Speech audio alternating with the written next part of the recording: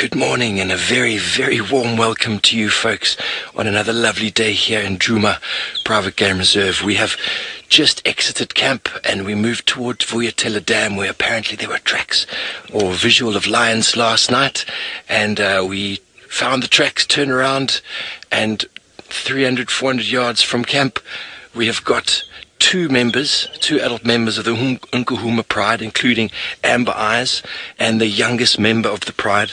They have killed a zebra, and we have got looks like five hyena coming in from the right-hand side, folks. This is how the mornings can start in the African bush. They can be quiet, and they can also be full of action. This is an amazing way to start our day, and if these five hyena decide to come in, it could be quite interesting. My name is Steve Falkenbridge, and on camera I'm with VM the wildebeest.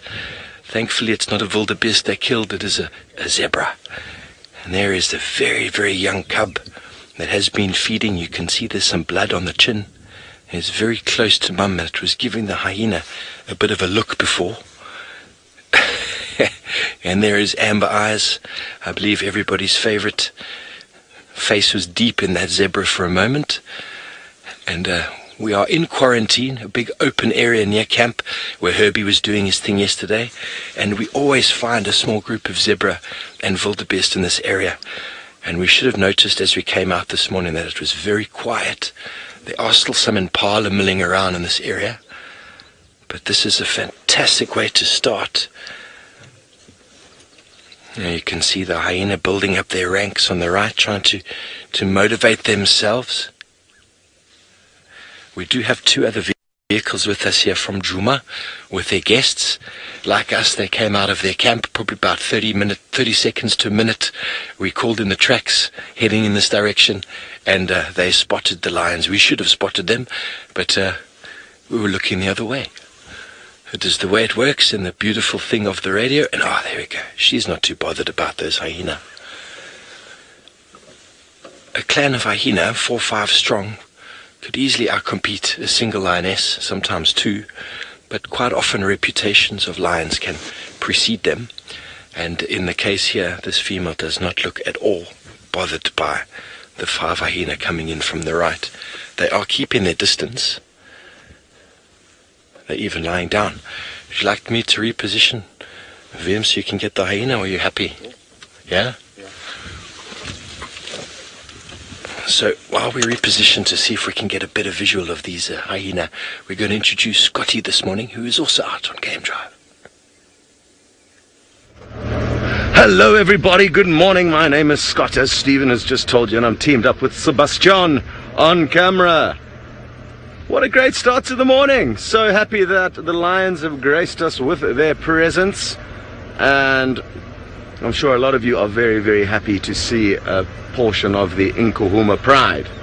Now our plans are to follow up on Thandi, a female leopard, and a little furball cub.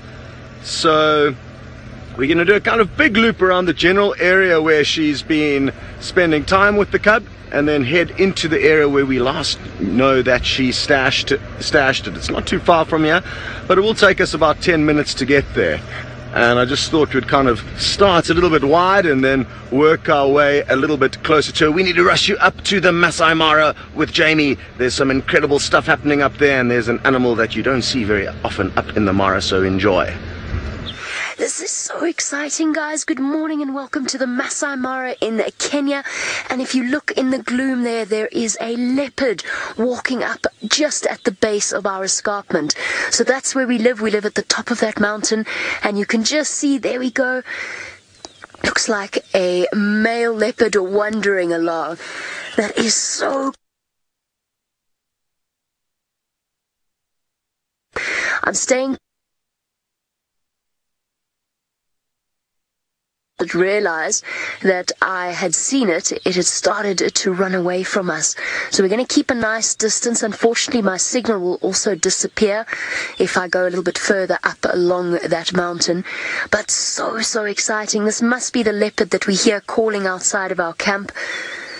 I found his scat before around, and we've heard him calling. This is so special. To see, obviously we see lots and lots of leopards in the Sabi relaxed leopards in the Mara, it is a lot more difficult to see them. Okay, what we're going to try and do as he disappears over that ridge is, because of our signal, I'm going to have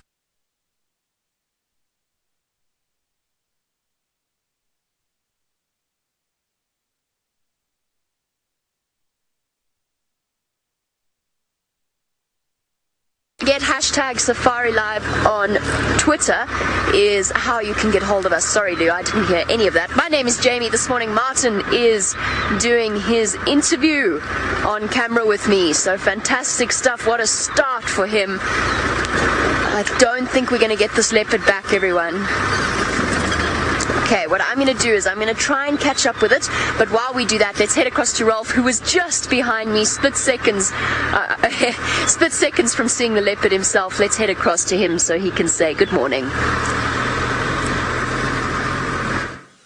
Yes, thank you, Jamie, and good morning, everybody, for the second half of the Sunrise Safari here in Kenya, and to be specific, in the Mara Triangle. We're looking out over the plains, looking at the hot air balloons. You're watching Safari Live, and my name is Ralph Kirsten, and on the camera we've got Bernard. How's it, Bernard? Morning. Please join us on the hashtag Safari Live on Twitter and on the YouTube live chat. We'd love to have your questions and your comments. Please join us on the largest game drive in the world. My plan for this morning is to head on down towards the Tanzanian border, and I want to go to one of my favorite places in the Mara, and that's the hyena den. I want to catch up with all those little cubbies and see how things are going there. Hopefully there's some adults around, because that always makes the action happen with the youngsters. But we'll always stop for everything else in between, and hopefully we have all sorts. Now, we just come down the hill, and with Jamie having spotted that leopard, well, what a start to the morning. So let's get on going, and let's head down the road, everyone. It's been a beautiful start to the morning. All right, folks, while I continue, let's head you back to Jamie, who I think has still got that leopard. I do, and it's going to be our last view. Unfortunately, he's going to disappear down into the forest, and that is where the leopard lives. So that's so exciting. It's the start in a process of habituating this particular leopard to our presence in this area. He's obviously very, very used to seeing us wandering around camp. He probably watches us all the time. But there's a whole series, this whole network of basically little streams that run down and drain the water from the top of the escarpment, and it creates these beautiful forest valleys. Now, Taylor and I have walked, if we have a look, our camp is just over there off to the left. Now, Taylor and I, and quite a few members of the team actually, have walked down into that valley over there. So the camp is up top, and we occasionally walk down into the forest over there. We climb along the rocks of the stream. There's our final control. And it's just extraordinary that we are given this opportunity to live in an area this wild, that we get animals wandering about just like this next to our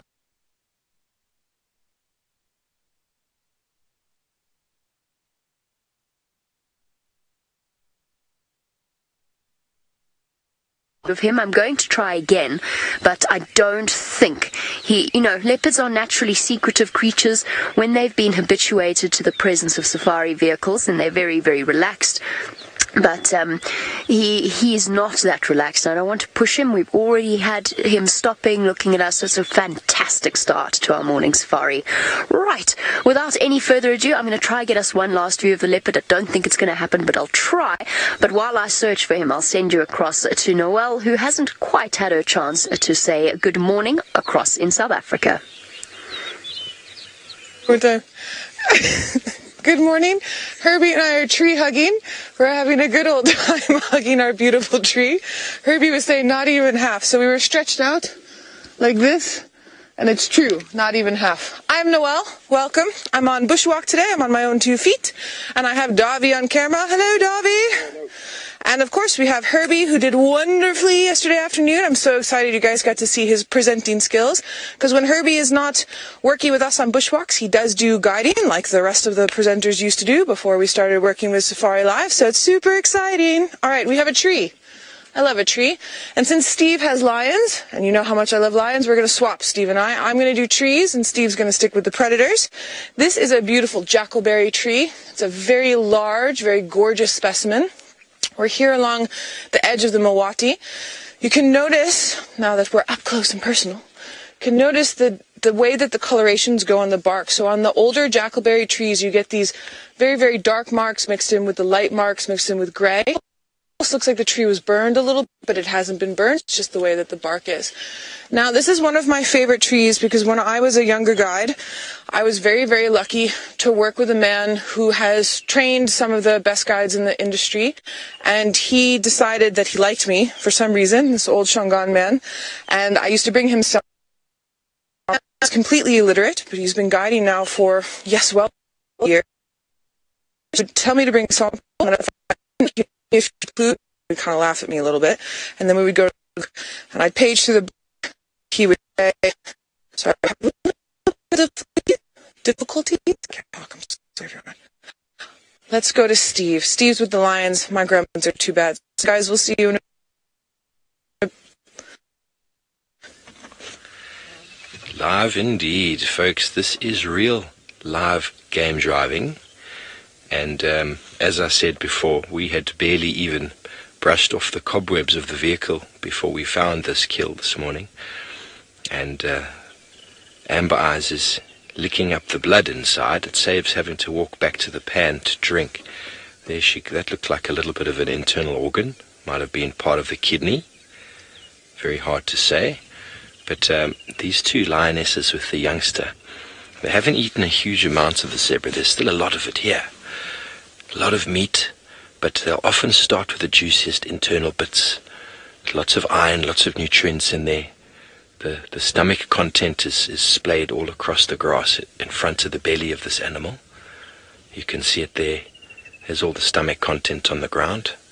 And I don't seem to see any intestines. And the huge cecum, which is similar to our appendix, is gone.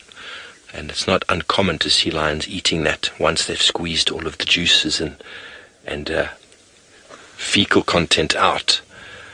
But she's got quite a decent sized belly, but definitely they haven't been feeding aggressively. Two lionesses on a kill like this would be quite an easy way to go. There wouldn't be too much competition. There's a lot of food available.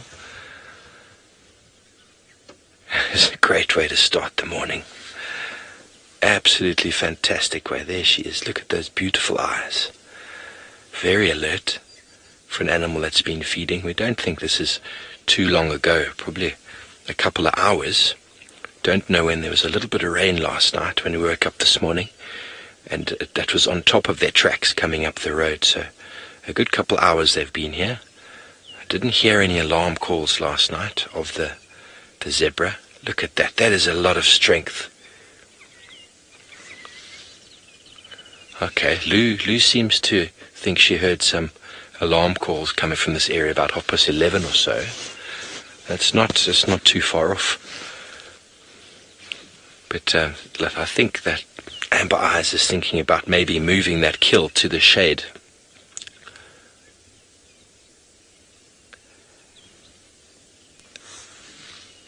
Yes, Ellie, that is a fantastic comment. This is how Safari Live should start. Lions and leopards straight off the bat. We even asked Lou to start the stream early because the hyenas looked like they were massing to come in, but they have since decided that they would rather just lie down and have a bit of a displacement. Now the lionesses lay down, showing not too bothered, and then the hyena did the same. Ah, there we go. Isn't she beautiful? So folks, don't worry, we're going to stay right here. We're not going anywhere. And while we stay with these lions and watch the interaction. Oh, there's some lions calling. Did you hear that, V? Was it a hyena? Oh, it's difficult with my earpiece. Some audio came off from the right here, caused the lions to look. But anyway, sorry about that. Well, we are going to stay here. We're not going anywhere. And while we do so, I believe Scott has got another friend of mine, Mr. Ronald. Yes, we've deployed Ronald, but he can't keep up with the elephant that's walking down the road. We deployed him, but the elephant veered off and kind of got ahead of him. He's a big elephant bull, and he could actually be in must. If you look between his inner back legs there, you can see there's a slight kind of damp coloration, and that is due to the fact that his penis is dripping uncontrollably in this sexually heightened state that he is in. Let's try and catch up with him. What would be wonderful is if we can loop ahead of him and get him just to walk down this road past Ronald. So let's try take 2. Well done, Ron. You tried your best, but you were a little bit slow there, my friend. Okay. Well, I'm confident he might actually stick to this road, and we might just be able to loop ahead of him. Ah, he's just gone off the road. Anyway, not to worry, we still can try and loop ahead of him and get you some wonderful low-angle shots as he cruises past. It'll be absolutely awesome. What a morning it's been. We're not too far away from where Thandi stashes her cub, but we're going to spend a bit more time with this bull, and who knows, maybe we'll hear some telltale alarm calls which will help us get to her. Now, he had broken down a big marula branch. We saw his fresh tracks and the branch in the road, and I'm guessing he's going to go to this marula tree now and look for any fruits below it. If he doesn't find it, he'll probably then head to the next one. So it will help us in trying to plan our attack as to where we should position ourselves. The thing is, some of the marula trees are males and don't bear any fruits, and I'm guessing that is a male because he's just walked straight past it. So let's try and find a female marula up ahead of him who is bearing fruit at the moment and see if we don't get lucky.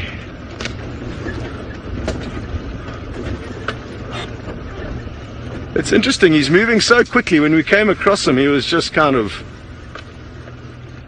slowly feeding, not doing too much, but that has changed considerably.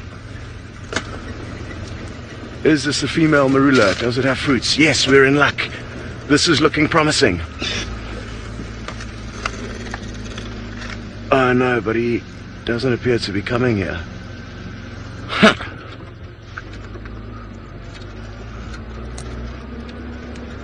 So we'll try again. Okay, well, as we try and get Ronald into position, we'll send you back to Steve and the Nkuhumas. Yes, thank you, Scott. Ronald needs an upgrade for a bit of speed, it seems. Here we go, folks. There we have Amber Eyes doing exactly what carnivores do with that carnassial shear. You can see the side of her teeth there. If you were around when I was in the tent last week, remember those very sharp teeth on the side for cutting. She's cutting through the sinew there. Even looks like she's going for the bone. See if you can hear it. I can hear it with my ears.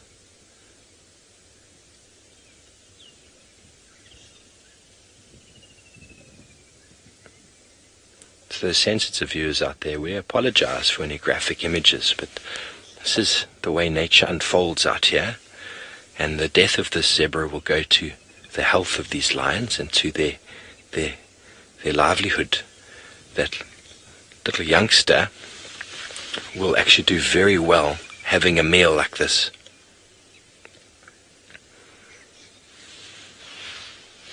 Debbie asked the question about the zebra and its size. It's about the same size as the lion. It's not a fully grown individual. No, it's very hard to say what sex it is, but it doesn't look like a very big animal. Just looking at the hoof. The hoof itself is not very, very big, but it's not a baby. Not a baby, definitely a sub-adult. And I would say by the size it was probably a female, but it's hard. It's hard to really say. Hard to ascertain, but it's not a big male or a big female, that's for sure. And there she is enjoying a little bit of the rump. This is a marvelous way to start. Leopards in the Mara, lions just outside of our camp. That's the reason why we need torches when we go to the bathroom. You don't want to bump into a pride of lions walking through. looking for zebra and finding us in our pajamas.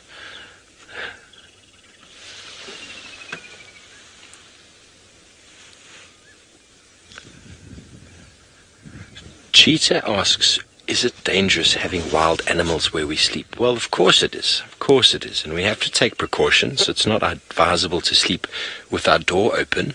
And we don't sleep under the stars. I have done many sleep outs in my life. And if we do sleep outs, you need to keep a fire burning all night. And there needs to be at least one person on sort of sentry duty. And it's not necessarily to be afraid of the lions. It's the hyenas that are the problem. They get very, very brazen and will come closer and closer and closer. And if there's no movement or shining on them or any sort of, alertness, then the hyena will get so close it'll eventually grab you by the face or the neck. And unfortunately, that kind of bite can be lethal. But I've never had issues with lions. I've slept out and under the stars many times. I've had lions approaching camp, coming nearby. We've had them calling, we've had them walking past, but never had an issue. Never had them grabbing people from the side of the fire. But hyenas can be a problem with that. So from apex predator, we are going to watch these apex predators for a little while feeding. You can see her using the front of her teeth for just ripping the sinew. So from our apex predator, we're going to the Mara with Ralph with a jackal.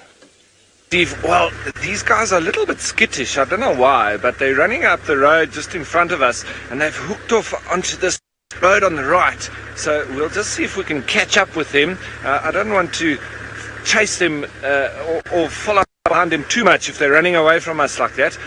But they did seem to be quite skittish from quite some distance. So let's just see if we can get a little bit closer to them. They did turn here, and this is still on the main road heading towards Tanzania. But let's have a stop here and see if these jackals have just gone up the road or if they've totally disappeared now. It would be unfortunate, but I'll just go and look around the corner. I'm not sure if we're going to be able to see them, and this is very muddy, very slippery area here, but we'll have a look anyway, see if we can spot them around the corner here. I don't know which road they would have taken, but if they passed here, you see how we now go into the ruts, and I don't know, I think these guys have now disappeared, which is a shame, but they didn't want to be seen, obviously.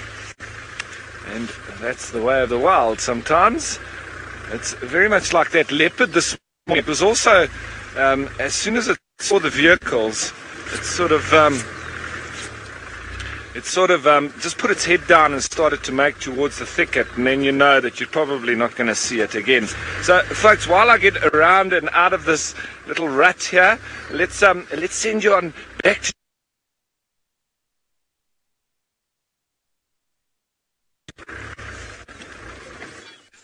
The sunrise is truly spectacular, and after a start like that to our morning in the Mara, I would almost want to sing out of sheer joy.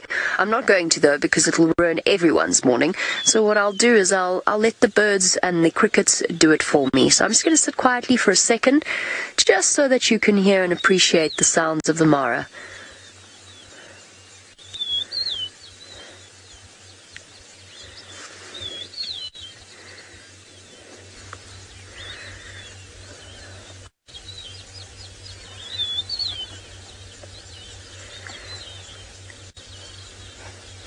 Happy little birds, rufous-naped larks, yellow-throated longclaws, singing their joy of the new day.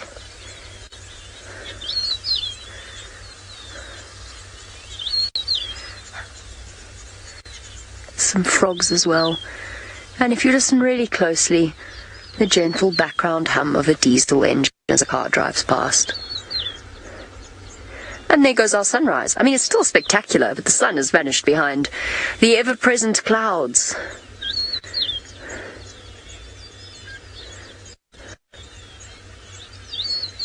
Oh, there's a coqui.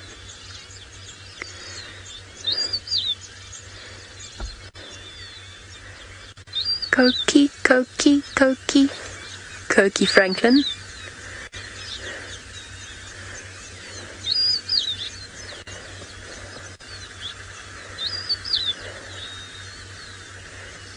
I think I've told most of you the story, but when I was living in the UK, I used to watch the live waterhole cameras that were set up throughout the various areas in southern Africa, of course through Graham, on Africam. And whenever I was studying, I used to listen to I didn't used to have to watch the cameras, I just used to put my headphones in and listen to the sounds of the bush.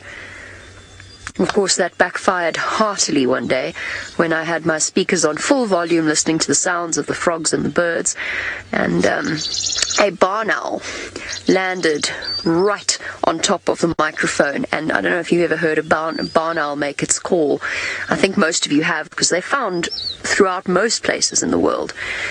They scream. And they scream, they sound like a woman being, under serious threat. And of course I had my speakers on full blast working away, and I nearly jumped out of my skin.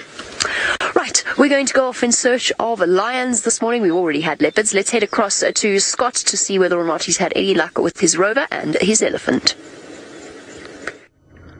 Yes, we have had some luck with the rover, and I'm hoping you're using that picture, because that's where the action's at. We've parked off the road because we wanted to be out of his way if he continued down it, but it seems like he has continued in his general trajectory, which was not in the direction of Ronald, and Ronald is not as quick as this ginormous elephant bull.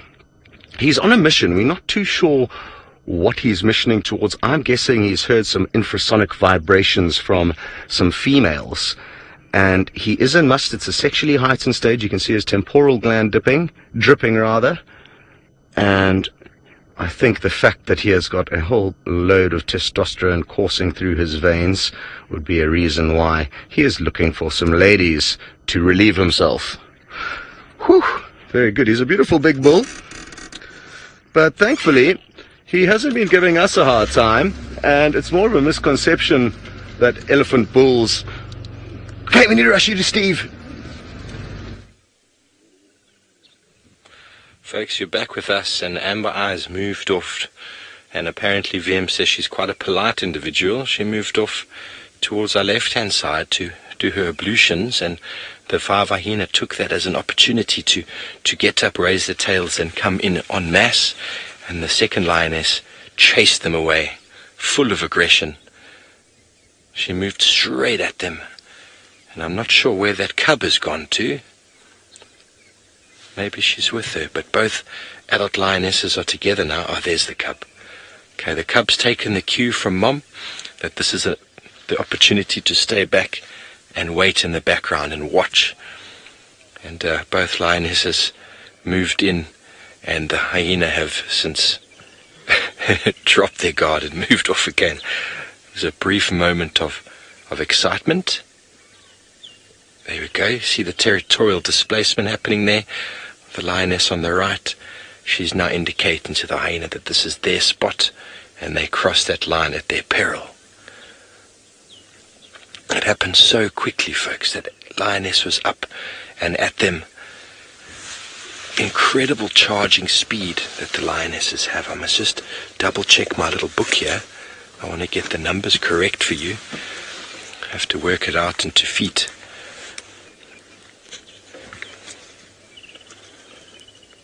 So the lion has got a charging speed of 50 miles an hour, 80 kilometers an hour. That's 73 feet a second. A second, folks. Can you comprehend such a speed? So when on foot and faced with those movements of lions, it happens very quickly, and all sorts of bodily functions change when the lion charges you like that, and that's what happened to the hyena.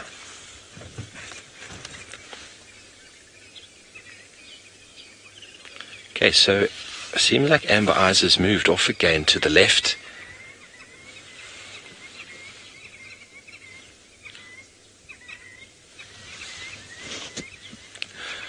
Wild Kesha has a question. Would the hyenas attack a lion cub? And most definitely. If they got that lion cub on its own, they would definitely kill it. Most definitely they would kill it, without a doubt. All of your larger predators, including leopard, hyena, lion, will kill each other's offspring. Quite often they'll even kill the same species offspring if it's not their own. It's a form of competition. And there we go. Going to try and move the lioness, the zebra carcass towards the big marula tree. Look at that power, folks. That is incredible power being displayed there. And she's now in the little dip.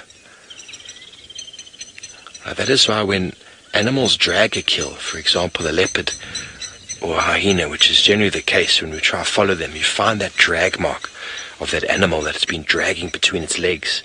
Lions don't generally drag it too far. I mean, we have quite a cool day at the moment. There's a lot of cloud cover, but instinctively they just know that moving that kill into the shade is going to be beneficial for them.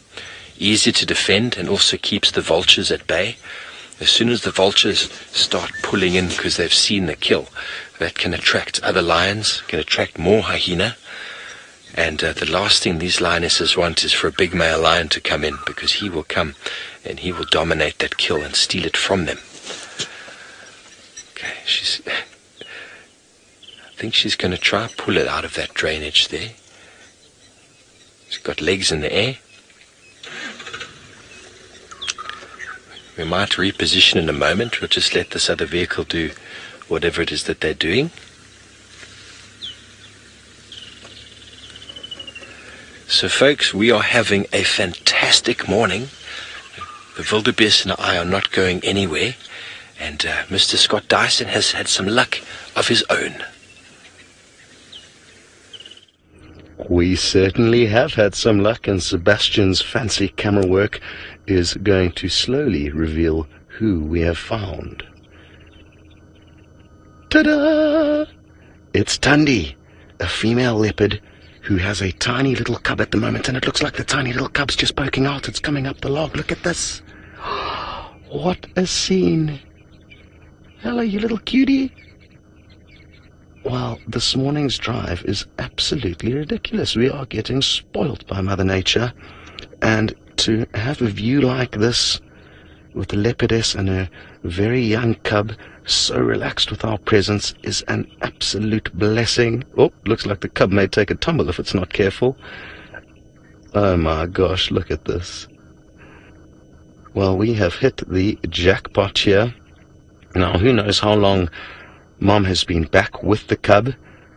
I know Noelle spent a lot of time looking in this area for Mom yesterday, but she was probably out hunting and had the cub hidden away. And we're not certain whether she had any luck with her hunting just yet. So it'll be an interesting morning spent with these two. She could end up just like yesterday morning, leaving the cub and going off and making a kill. Let's hope that Tingana, her boyfriend, doesn't steal it like he did yesterday. It's so wonderful to watch how this cub is developing and testing its skills. Looks like Mom's busy doing her nails up on the front there. A quick manicure. And this is how they help sharpen their claws and keep them in good shape.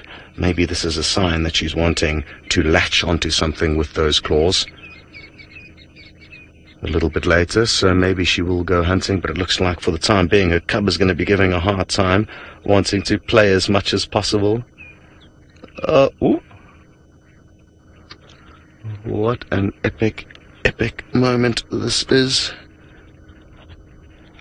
Now, what is Mom's plans? Has she already nursed the cub? Is she going to head off? If so, our timing was lucky, because we won't spend time with the little cub once Mom has moved off. We would rather follow Mom and see what she gets up to.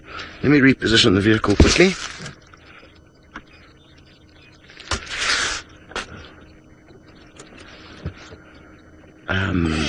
Where should we go? I may even think about trying to drop down into this little riverbed down to our right. It's not going to be easy, but it will definitely provide us with the best views.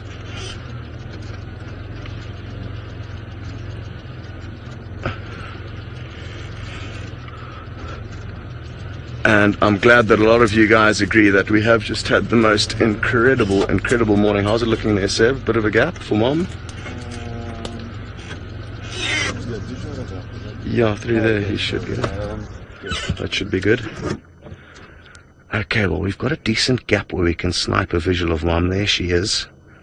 And just be patient. We don't want to race around and off-road too much with this tiny little cub here. Having said that, though, it's amazing how relaxed the cub is with our presence already, and that's for a number of reasons. We've been spending time with it since it was very small, but also because Mom is relaxed with us. So if Mom is relaxed with us, naturally a cub will be too. Ooh. What got the better of Mom there? I'm not too sure.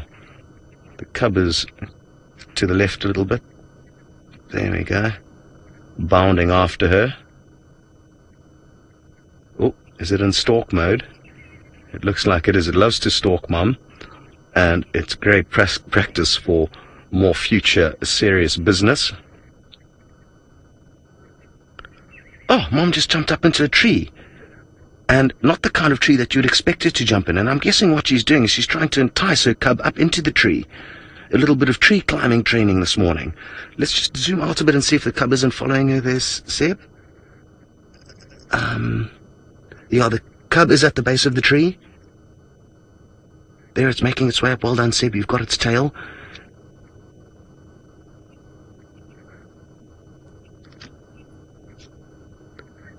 Can you believe this? Hello to everyone who has just joined us. We have got an incredible scene here. Difficult to see exactly what's going on, but there is a female leopard who appears to be teaching her young cub a little bit of tree climbing skills. And a leopardess like her would never ordinarily climb a small bush like this just for fun. And I'm almost certain that that is what she's doing. She's getting her cub's tree climbing skills honed while having a little bit of playtime.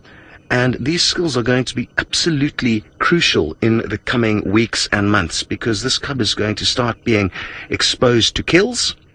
It will start eating meat in the next 3 to 4 weeks at around 3 months of age. And we will be certainly following them as closely as possible. Now, I just need to keep quiet again. That initial invitation to the others did not work, so let's try again.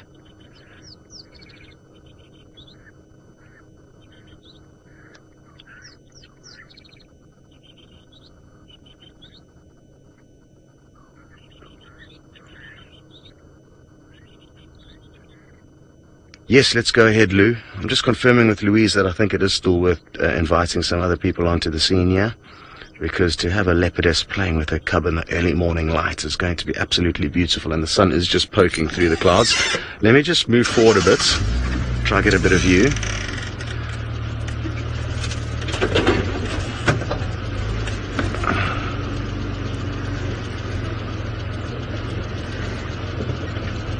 How cool is this?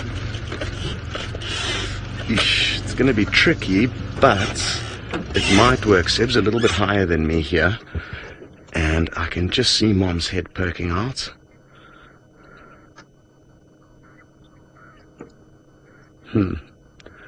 Not ideal, but I think they are moving around quite a bit, so let's just stay put here as we welcome, or at least try to welcome, some other viewers on different platforms.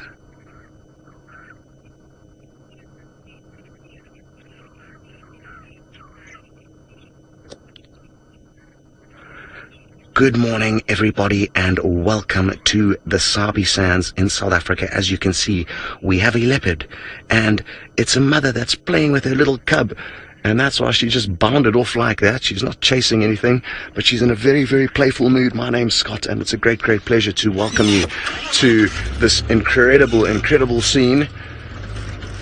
I think we're going to get some good views shortly. Where have they bounded off to? They're just below us here. This is going to work well. And now you'll get to see the tiny, tiny little cub following Mom. Look at this. And the cub appears to be very, very playful this morning. Hello, you cutie. How awesome is this? Practicing its hunting skills on Mom's tail. And this is definitely the most receptive I've seen Mom to this cub's playful antics. Let me just move forward quickly.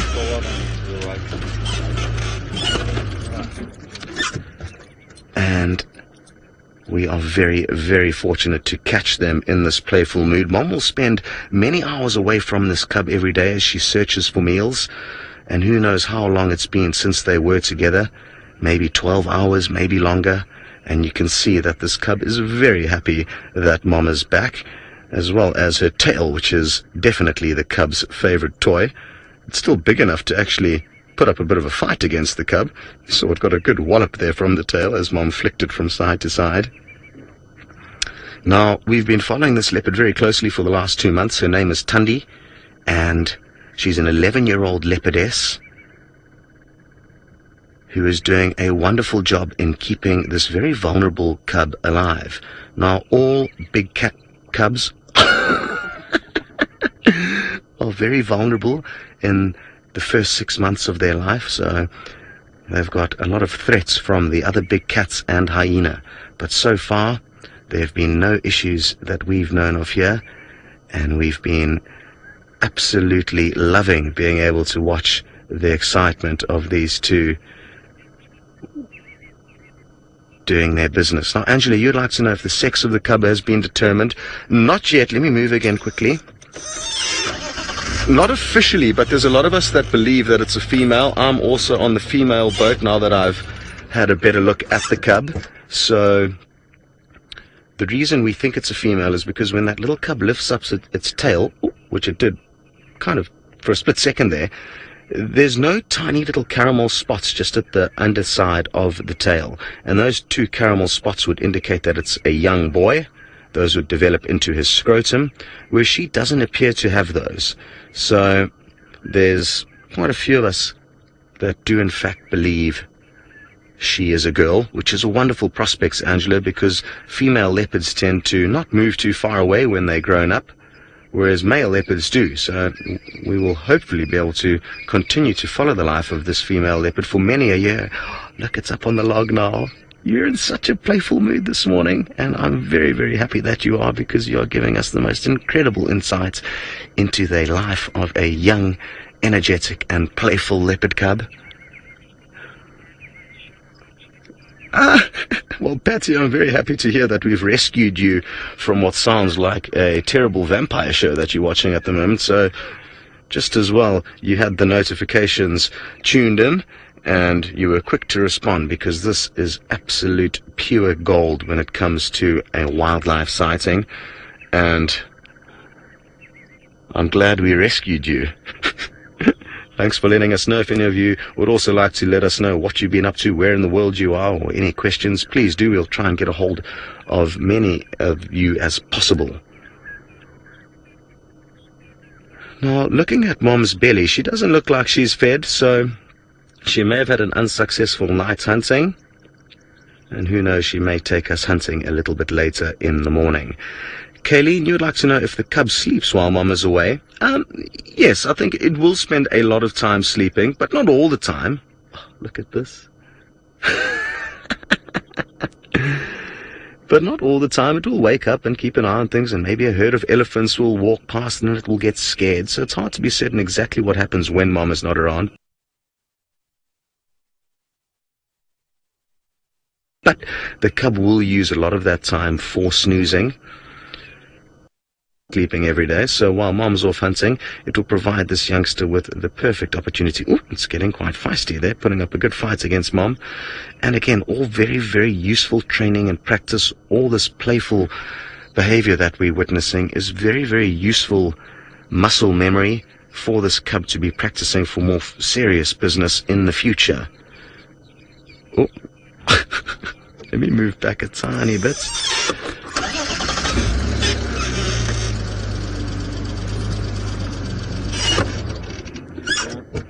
Very good. What I'm fascinated by is the size of this cub's tiny little paws. Well, they're not that tiny. They're quite big in considering how big the rest of the cub's body is. And Bob, you wondering if Thandi will specifically kind of jiggle and waggle her tail in order to give the cub something to play with? And yes, I think that is the case, because she knows full well if that tail is not moving, it's going to not create a moving target or lure which will catch the cub's attention. Now, I'm not sure what you guys think. We've got quite a few of our regular viewers that are also watching, but this, for me, is probably one of the most intimate sightings we've had of this leopard and her youngster. Oh, it looks like she's thirsty now. It looks like she's trying to find a nipple. And watch closely as she works the stomach and the mammaries of her mom to try and work out as much milk as possible. She'll be pushing ferociously with those little paws, milking mom essentially.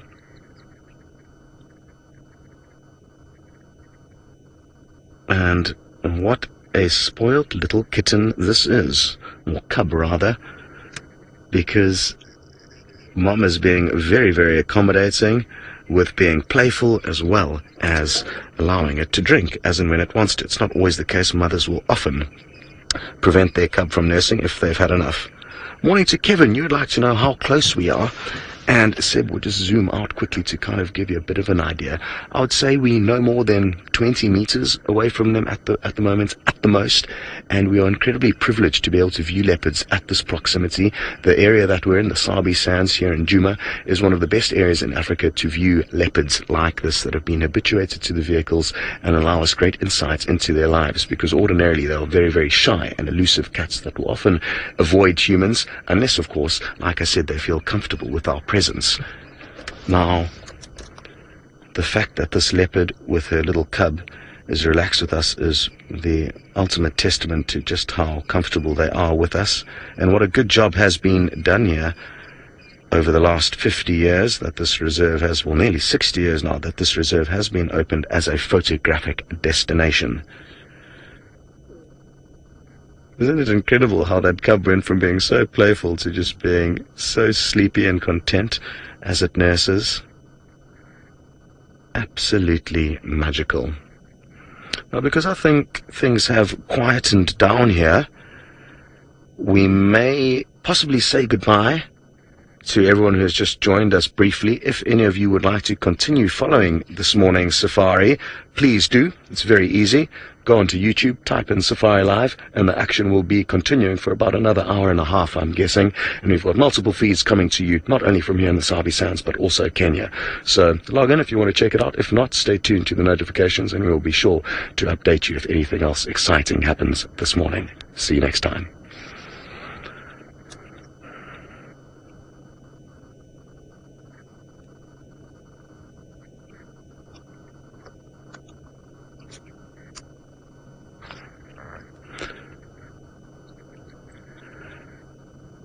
Wow. Oh, that was a very unique view. It's not very often you get to actually see the nipple as the cub suckles on it, so that was a bonus. Well done, Seb. And it's usually quite short feedings. I mean, I'm not sure how long that was exactly, maybe 2 or 3 minutes before the cub had satisfied its hunger. And are you going to go to sleep now? Oh, shame, it looks like it's got a little bit of a tick on its eye. Its right eye. You saw a tiny little blob there, which could be a little tick. It's not going to be a huge issue, and I'm sure Mom will find it and either nibble it off or lick it off with her sandpaper-like tongue.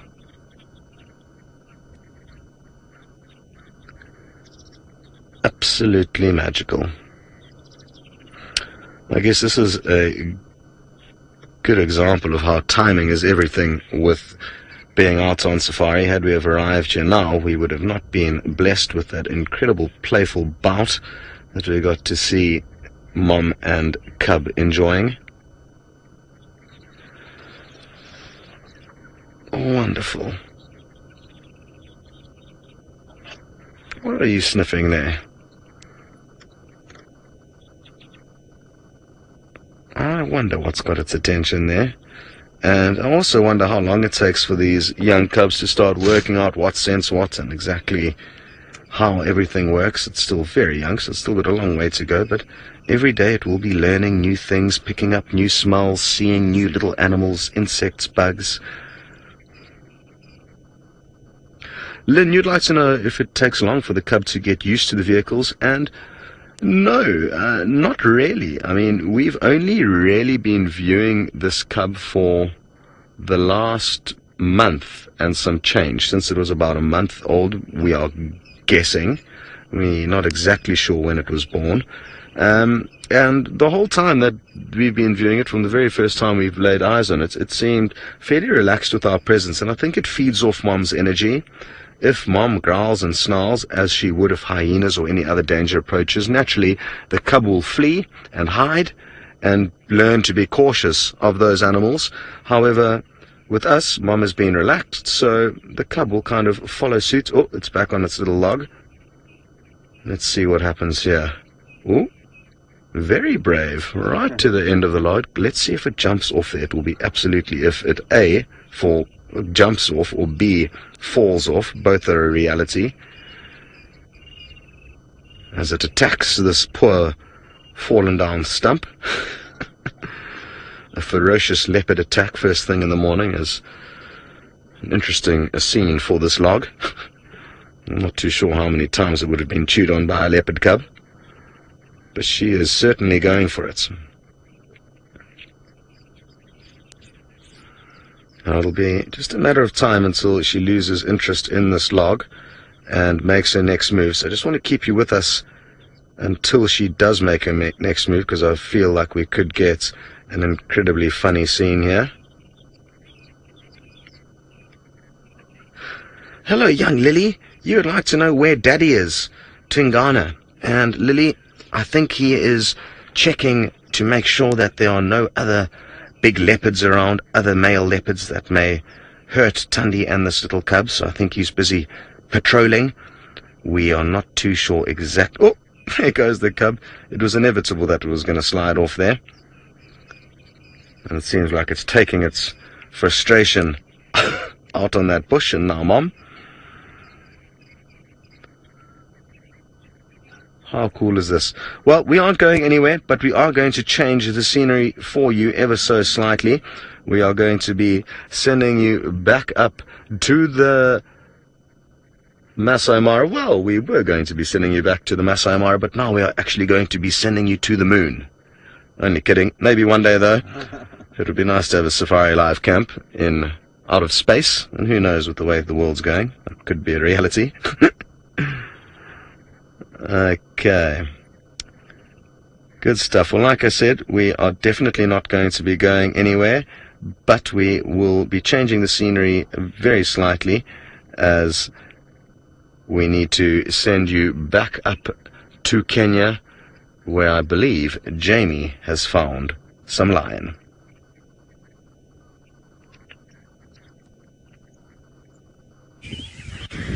What a morning, what a spectacular, spectacular morning. Both in South Africa with the gorgeous leopard cub, lions on a kill, and here in the Mara. We have caught up with the Angama Olololo Pride, also known as the Olololo Angama Pride, also known individually as the Olololo Pride, or alternatively the Angama Pride. You choose, I don't mind.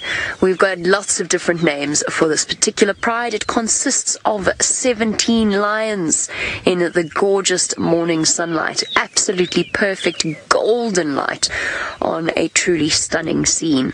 17 lions, 4 of them are adult lionesses, the rest of them are cubs between the ages of around about 6 months and around, now must be 10 months old now. Let's think. Oldest cubs I think were born around March sometime. One of our absolute favourite prides here in the Mara, of course, because they essentially live at the base of the mountain that we live on top of. So we've met the leopard who lives around our camp. We're now meeting the lions as well. These lions, of course, the ones responsible for wandering up towards our camp a couple of nights ago and devouring an entire zebra outside of our kitchen. Hey, ladies. They are hungry. The lionesses are hungry. The cubs are slightly less hungry than they are, but the lionesses are definitely on the search for something. And it's interesting to see how patterns repeat themselves. So they've come to the base of this particular area in the escarpment. I think, I don't know, I'm speculating, I think they know where the warthogs have burrows. And I think the reason that we see them here so often every morning is because they're waiting for the warthogs to come out. There's not very much food at the moment available to them, especially because 9 of those cubs, I think it's 9, I did try to do a count, 9 of those cubs are males. Males, teenage boys, you get my drift. These cubs are going to be hungry pretty much 24/7, and the pressure is really on these lionesses. So they have to focus on what we call green season prey. The wildebeest are not here. There's not the abundance that we saw a few months ago. There are no zebra. There are very few topi. There's very little for them to eat. So they're focusing on warthogs. And you can actually see they are really, truly focused in the way they're going about things. And I always find it very relatable, I guess would be the way that I'd put it, to watch the cubs watching their mothers. So as soon as a lioness looks up, then the cubs all get super eager and look to see what she's seen, as if they're saying to her, is breakfast ready yet? Is that breakfast? Is that going to be breakfast? Are we going to get to eat? I'm hungry. Mom, I'm hungry. Mom, I'm hungry. Now imagine that echoing through 13 small lion voices, and you get the drift. Hey, you. I can't believe these are the same cubs that a few months ago we watched cowering in fear as the clan of hyenas wandered around them. Fortunately, didn't see them.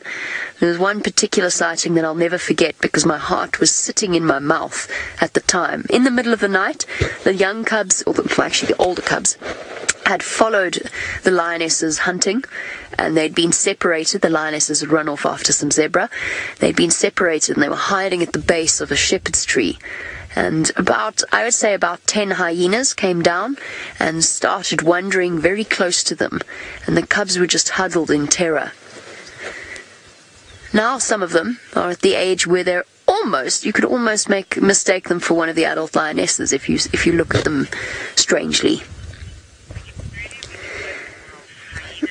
Okay, we're going to stick with these lions, provided they stay on our off-roading section. Long story, I'll explain that later. But I don't want to keep you away from more of the action of the morning. It just keeps getting better. Rolf is at the hyena den. Let's go and find out if the cubs are out and about.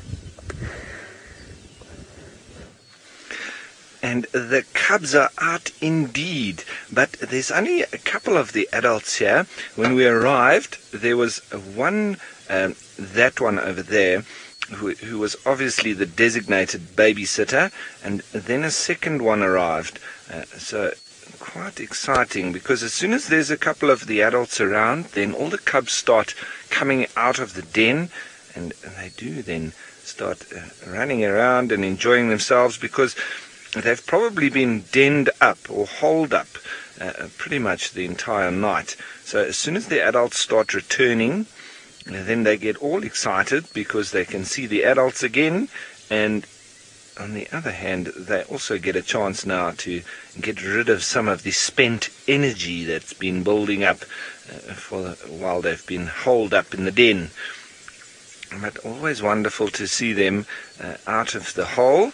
And when we arrived, we also had a lady from the Michigan State University, and so we were just trying to find out as much as we could from her, and she was trying to tell me all the different individuals, but understand that there's more than 80 hyena here, so I think it's going to take a little bit more than a 5-minute chat to work out the exact characters.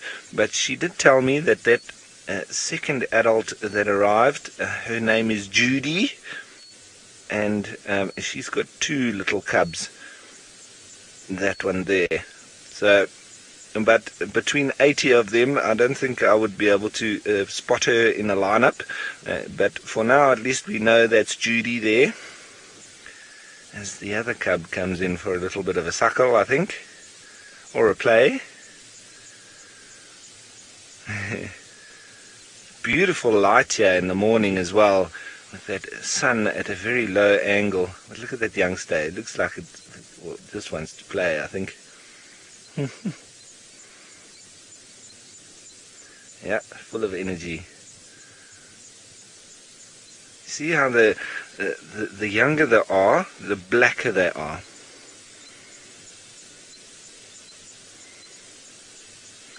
Kelsey, you're wondering exactly along the lines that I was just thinking.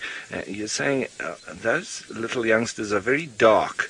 Are they, what is that? Are they dirty? Well, Kelsey, as I was saying, the younger they are, so when they're born, they are very black, almost completely black, like this one. So that's a good indication of their age. As soon as they start to age a little bit, so towards a month of age and further, then they start to get this lighter color around their head, and then from there it spreads down the neck, and then they start to get their spots, and they go almost a white color, and then so they go from a very dark, like this, almost black, to almost a white color with spots around 18 months or so, and then they start to get their real tawny sort of color that you can see on the neck there of the adult. So that's a nice judgment of age in accordance with the color that they are and the development thereof. So very interesting, yes. It does look like they're quite dirty, doesn't it? But in fact, they might be a little bit dirty, as well as the fact that they are very dark when they're born. And then you can see their different ages of cubs. And that one there is less than 18 months, but it is probably around a year or so. That one in the middle, that's got its spots and a little bit whiter.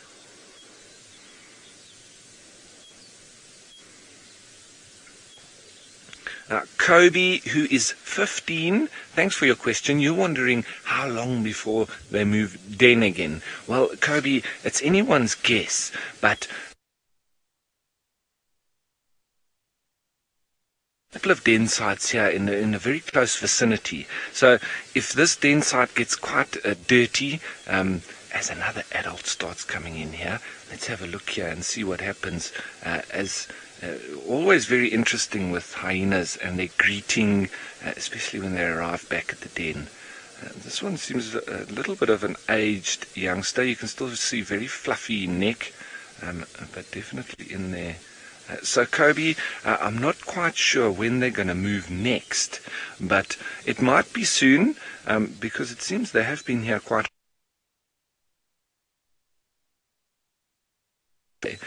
So it's not necessary that it's a massive move. Look,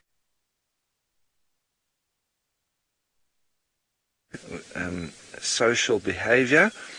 So they're working out who's where, who's who in the zoo.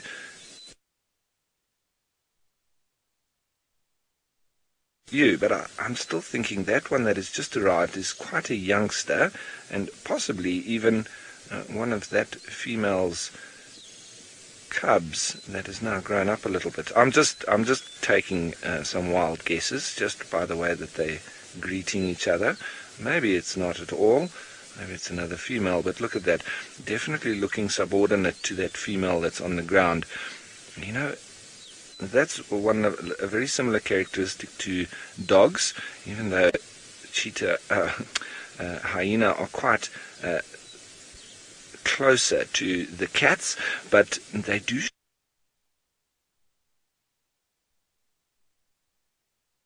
characteristics being when you lick at the side of the mouth, or doing what that individual is doing, that's normally a sign of subordination, but I'm just trying to see exactly what's going on there. Ooh.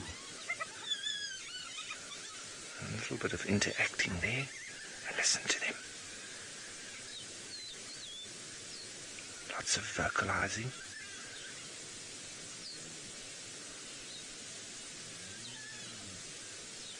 Hey everybody, this is fascinating. Lots of vocalizing going on, and it must be to do with the hierarchy, maybe with the youngsters there. We're not going anywhere, everybody. We'll be right here when you come back. But in the meantime, let's send you on over to Steve still with the lions. What an absolutely fantastic morning you are having, folks. You are extremely spoiled for choice.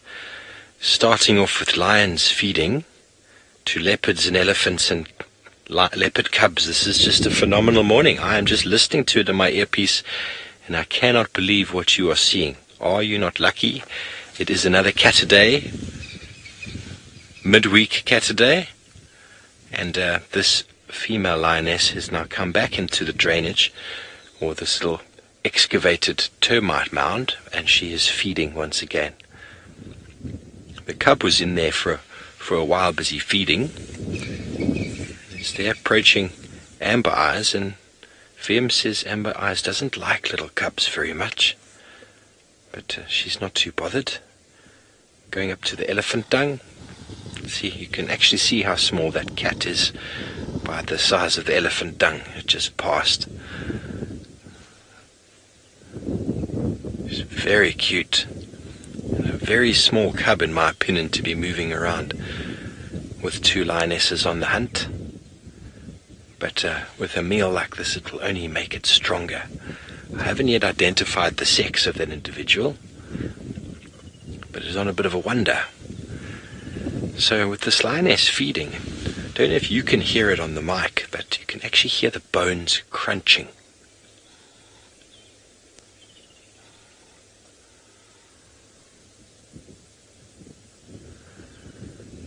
VM was just commenting on, can you imagine trying to bite through bones like that with your teeth? We struggle with cooked bones, you know. Yeah, she is just ripping it apart. It's in the chest area now.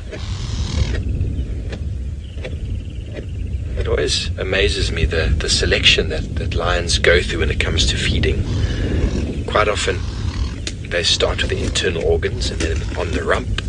If they're in a small group, if they're in a pride, they just eat. They eat whatever they can get their teeth on. Oh, hang on. Amber Eyes is having a stretch. What is she doing? She's walking towards the hyena, folks. Let's see what she's going to do here. The hyena is still lying down over there. They're very off guard. Very off guard. And she has been watching them deliberately for the last 20 minutes. But now that they're not watching her, she might try and press home some advantage.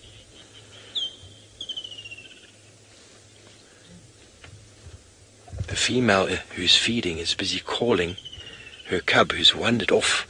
She's just off here to our right. But let's stay with Amber Eyes because, okay, the hyena has spotted her. There she's busy doing her display, urinating. Territorial marking, showing that hyena who's boss. Now if that hyena thought it was anything, it would come and do the same on the exact same spot that the female has done.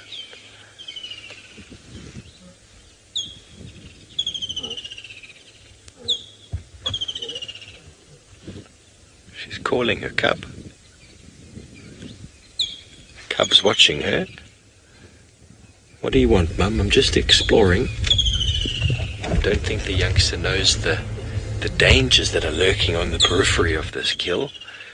The hyena are all on the left-hand side of us here, so there's not a big problem. But a little cub like that is very prone to being taken out. She is. What's the problem, Mum?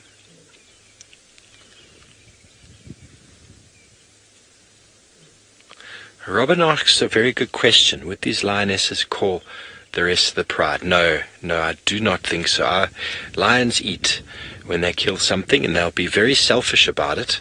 The only time you find lionesses calling anybody is if they've got cubs that are nearby enough for them to go and fetch and bring back. But they wouldn't call the other adult females. They will eat this till it's finished, and then go and find the others again. If the others were close enough and found them, they would obviously welcome them in with snarls and spitting and biting, but they would probably allow them to feed, seeing as they are quite full now. But I've never seen lionesses deliberately calling, because if you call, what you're doing is you're attracting the attention of other lions as well as big adult males. And if the males come in here, well, the zebras by all means, not the lionesses anymore. But I have seen a female lioness kill a wildebeest before, young wildebeest, similar to the ones we have running around in the open plains here. and I saw her kill it right in front of the car. She looked at me, dropped it, and then walked away, and then came back with 9 cubs, about the same age as this one. Some were a little bit older, which was quite something to see. She put the carcass in front of them, but they were all still too young to break open the skin. And eventually they managed to feed, but it was quite something to see. But out of those 9 cubs, only 3 of them or 4 of them made it to at least sub-adult size before I left that area. But this little individual, let's see if we can get a sex on her. Okay, it sat down again. But I'm thinking it's a female, but it's hard to say. Oh, can you go in on the back of the left ear there, V? There's a really big fat tick there. Just want to go and pluck it off. I don't know if Mom would be too happy for me doing that. Big juicy tick. You can see it gorging itself with blood. At some point it will fall off the lion and reproduce, laying lots and lots of little ticks in the grass, which are the bane of our walking experience.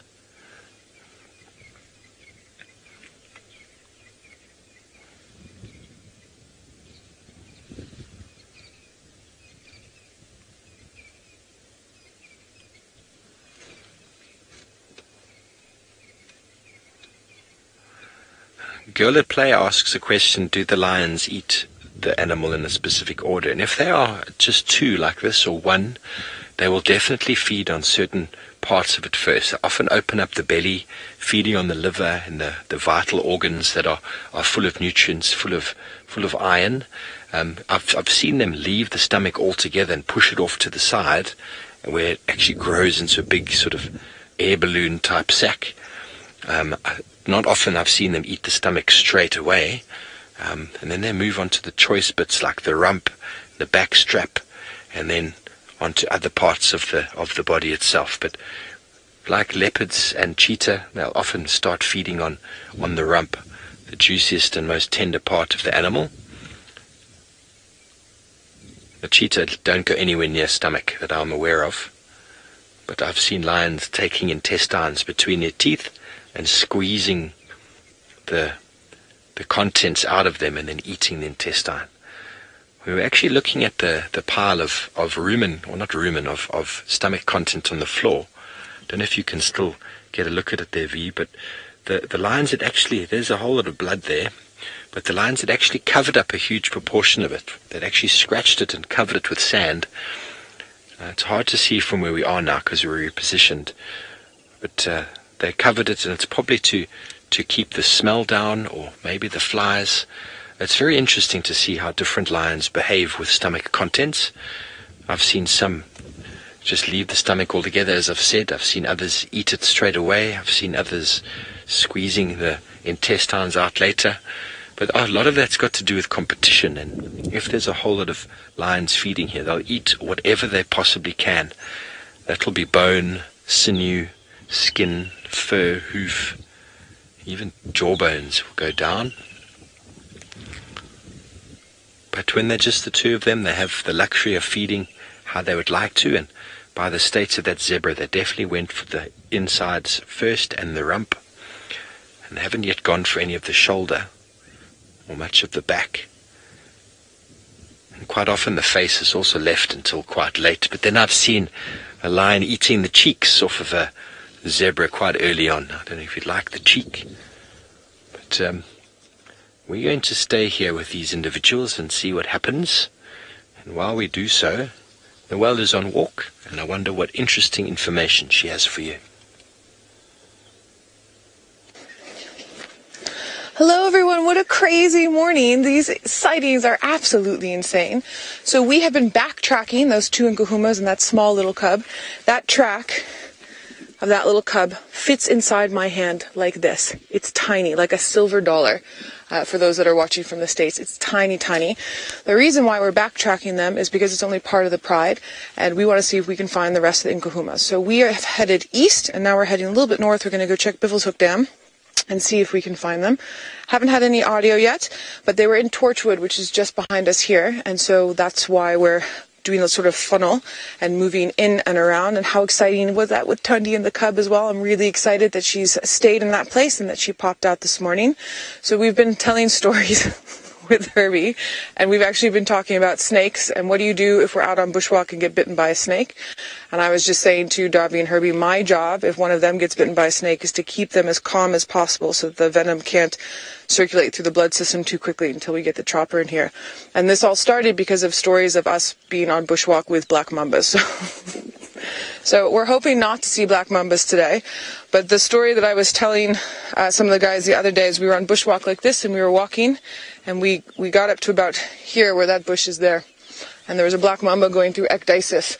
So when it molts, and then it can't really see over its eye, and it was rearing up because it could tell that we were there, but it couldn't see where we were. And having to stand really, really still and wait for this black mamba to decide what it was going to do. Took me 6 weeks to be able to tell that story, and then now it's been another sort of 4 years, and I can now laugh about it, but it took a very long time. And then Herbie was talking about a story where he's standing, so Davi's just next to me like this, and they were walking 2 trackers, and a black mamba came in between them like this and carried on down the way. So then, obviously, the safety aspects come into that. So black mambas have neurotoxic venom, so it affects your nervous system. It basically makes it so that you stop being able to function inside and stop being able to breathe. So that's why we talk about calming you down, because if you don't calm down, you probably have about 20 minutes. If you do calm down, you can have up to about 4 hours. So this is what we get up to on bushwalk when everyone else is busy with lions and leopards and hyena cubs and things like that. We were also chatting about certain types of trees that you can use for fishing as we're getting up towards the dam. So I think as we meander up, we'll see if we can find any of these trees for you. We might find some snakes. I don't know if we'll get them on camera, but we're really looking for the Nkuhuma. So we're going to carry on doing that and see what we can do and see if we can find any small or tiny little things that you find on bushwalk as well. But I'm very, very, very, very keen for these lions, and I don't think we're very far. I think we have a very good chance. The other update that I got was one of the Birmingham males was seen with them yesterday, but he's gone south over Gowrie Cut Line. And that, to me, means that whatever they were doing over in Torchwood, they're pretty much finished with. And those lionesses will be close by. So while we're busy looking for them, let's head over to Jamie. I believe she has lions already. And we are going to let her show you those lions while we try and find you some lions of our own. Talking about treacherous encounters on foot, a zebra herd and a topi herd are both making the dangerous journey down from the relative safety at the top of the mountain onto the open plains of the Mara.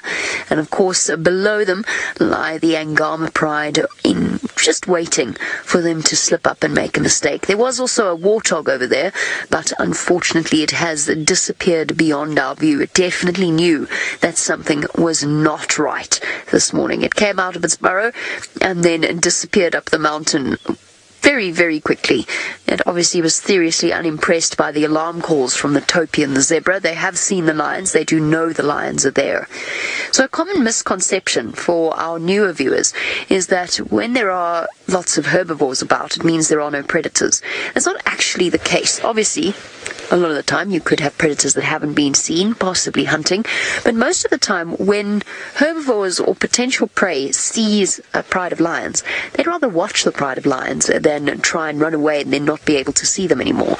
Better the lion you see than the lion you don't, essentially. So what they'll do is they'll often feed quite comfortably, and where they have a clear view of as many of the lions as possible. So the lions are spread. The reason I'm actually parked so far away is because the lions are spread in an almost, not quite, probably about 90 degrees. If we start from that female that's all the way over there, she's the furthest one, and I think she's going to be the one, if they do hunt, there she is, if you've got her there on the right part of your screen. There we go. So she's going to be the one that will do the sort of the loop around the animals that they're going to try and hunt. They are hungry, and we are going to play the patience game with them, because I've been fooled by this pride before and thinking they've gone flat when in fact they're actually actively hunting. It's just a matter of patience. There's another adult female. You can just see her bottom, accompanied by some very well-behaved cubs. I haven't managed to do a head count. It's something that I always do when I see this pride, just to see if all of the cubs are present and accounted for. But I haven't managed to do that today. They're just too hidden in the long grass, and I don't want to come up with an inaccurate count.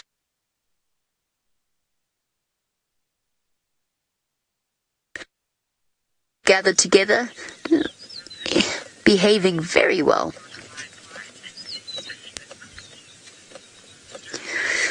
Of course, this is a massive pride at the moment, 17 lions. It's not going to stay that big because, of course, the male cubs, when they reach the right age, will actually move out of the pride instinctively.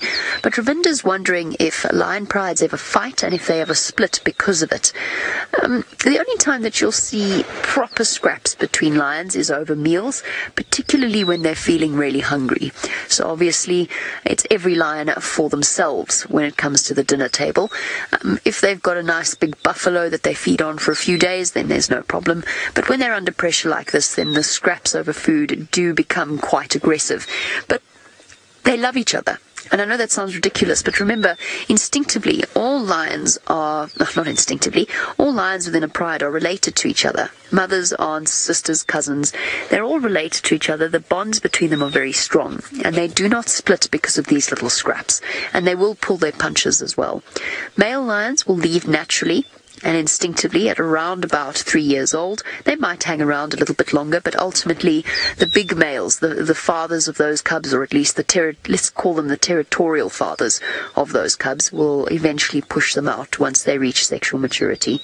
Splits in lion prides happen when the pride gets too big and they're not actually, when you've got a group of 20 or more lions, even a buffalo doesn't go very far.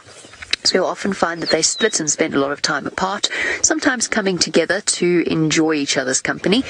And the other time that you'll find that there's occasional splits is where a male takeover has happened and the cubs are obviously at risk, and females with young cubs will try and move them away from that danger, and the rest of the pride will stay put in the territory, in the sort of home range that they are familiar with and comfortable with. So those are sort of times where you get splits. A lot of the time the lionesses, once they've raised those cubs, will come back. So you get lots of breakaway prides. We call, they're generally termed breakaway prides. Now, as I said, I have been fooled by these lions before, thinking that they're not actually getting up too much, and then they've hunted something. So I'm going to sit and wait patiently. Let's go and find out whether the hyenas are still scampering about or whether or not they've taken the opportunity to have a nap. Yes, well, there is a couple of the adults having a little nap, but there is lots of activity with the little cubs, and it seems this is one of the playful aunties or uncles. I think it's probably one of the aunties, but they've been having lots of fun with these little cubs here. A very playful mood, it seems. And one or two of the adults just lying down there, and some of the cubs just suckling a little bit. Oh, that adult, well, it seems the sub-adult has decided, no, that game's up now. I'm also going to go and have a snooze. It's been a long night. Well, the cubs are probably going to go over and irritate. There we go. Not time to sleep yet. We've just woken up, I think they would be saying. Lots of activity from the little youngsters. Wonderful in the morning like this. As I say, it's very often the little youngsters, I think through the natural world, are always full of energy in the morning. And these little hyenas are no different. And lots of the little grassland birds calling around. And there's the rufous-naped lark, and some of the little twin spots and things. Also, a couple of times the hyenas have actually just chased them out of fun, I think. Little birds that flying around, fluttering and flying around the den. A lovely scene here. A couple of oxpeckers also flying over. Zoo, the yellow-billed oxpeckers, as some of these little youngsters also now make their way towards my tires. So I just need to have a little, hey buddy, hey, don't you, not on my tires, please. All very curious. And then every now and then they just all scuttle back to the hole. Hey, and bite my tires. Morning, chaps. Hello. Hello, you're all very curious, hey? And the lady from the Michigan State University, they also were doing, as part of one of probably many studies, she told me that one of the ladies that is working with them, she's doing a study on the saliva of hyena. Now, I'm not sure exactly what about the saliva, maybe different times what their saliva contains, but she's got a pole with a little piece of almost woolly string on the end, and she puts it out in little cubs and that, because they're so curious, they come across and they chew on it, and so obviously then she can take that little piece of fluffy string, and then they can test the saliva. So they also do come across and chew on things, so I just don't tire here will be a little bit difficult to change it, and also we don't want them getting into that kind of habit. So they're right here next to the car. I don't want to scare them, but I don't want them biting on my wheels. But what a wonderful little interaction, I would say, with these hyenas. They're very comfortable with our presence, and also habituation from the people doing the studies on them, and so they're quite used to the vehicle and very curious as well, which is nice for us.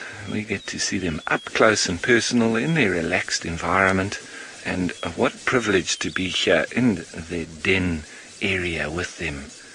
Not very often you get to see this kind of magical interaction, and we've got a little bit more social behavior going on with that younger adult.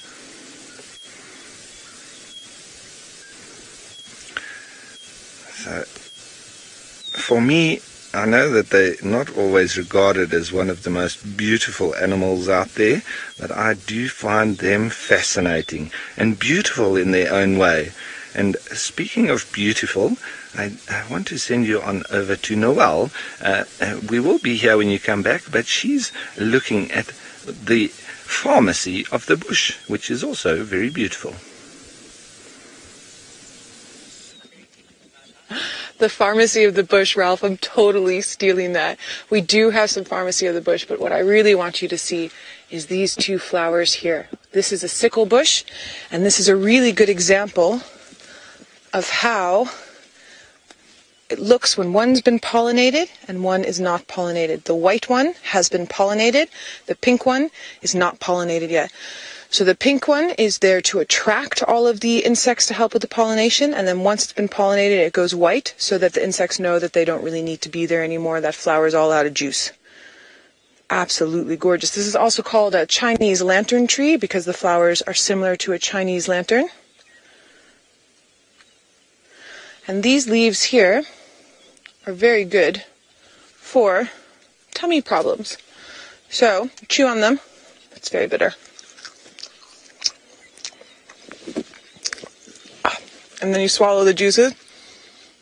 I'm going to need to drink water after this. Ooh, so bitter. And it's not a nice bitter. It's very bitter. And then you swallow the juices, and you would keep chewing it for longer than that. And then it helps with your tummy. Also helps a bit with toothache, very similar to the silver cluster leaf that we talk about from time to time. Now, this is called a sickle bush because the pods look like a sickle shape, but then also there's a term in South Africa where if you are struggling with something, you sickle, and if you drive over this tree, you're going to get punctures.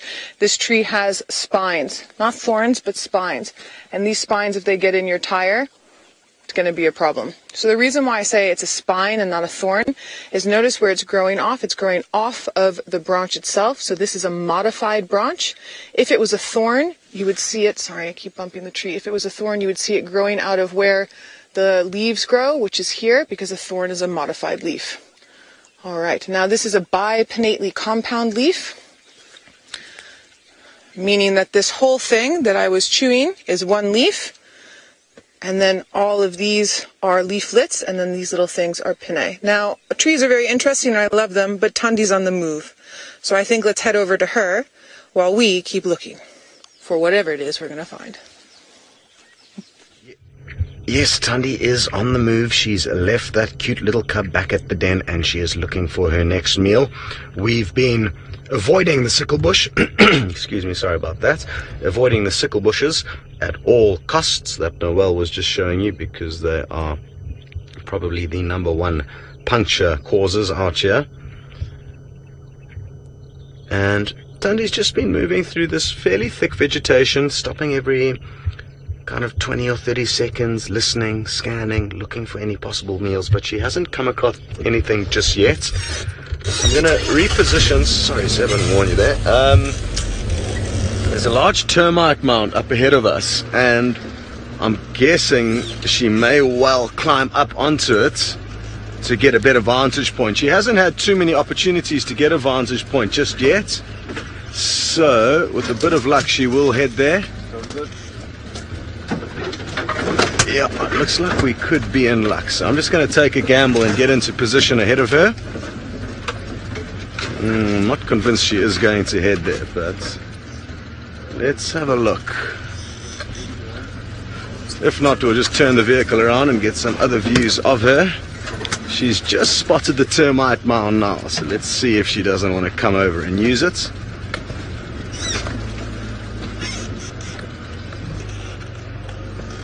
Nope, no joy. But I'm fairly certain she is going to pop onto one of these termite mounds she does come across. Let's try and keep moving, because it is quite thick. I'd rather get us into a good spot and then let Seb do his camera work with a little bit more time to play.